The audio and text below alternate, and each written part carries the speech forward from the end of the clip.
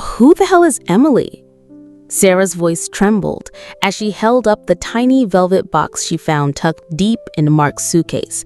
Not her name, and definitely not her ring size.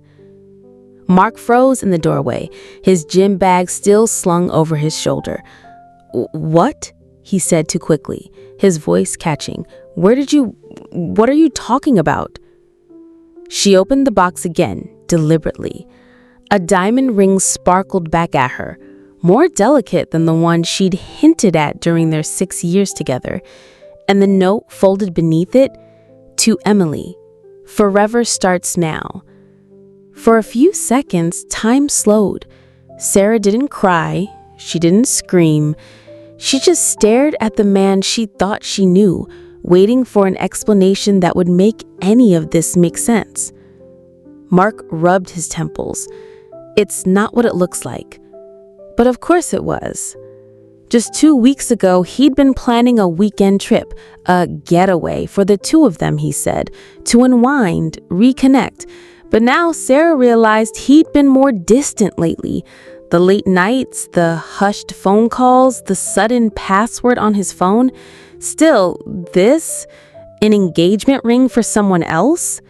She sat down slowly, her hands shaking. So, who is she? Mark paced and finally collapsed onto the couch. It started at work. She was easy to talk to. I didn't mean for it to happen. It just did.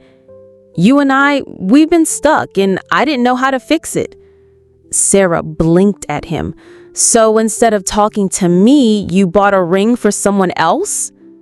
He had no answer for that.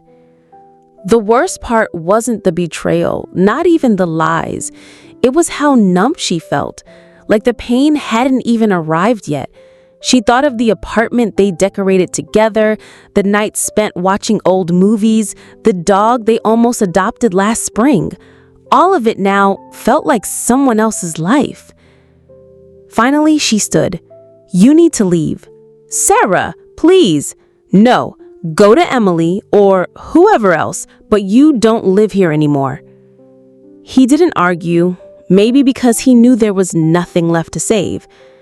As the door clicked shut behind him, the silence that followed wasn't empty. It was loud, filled with rage, heartbreak, but also something else. A strange kind of freedom. Later that night, she poured herself a glass of wine, lit a candle, and opened her laptop.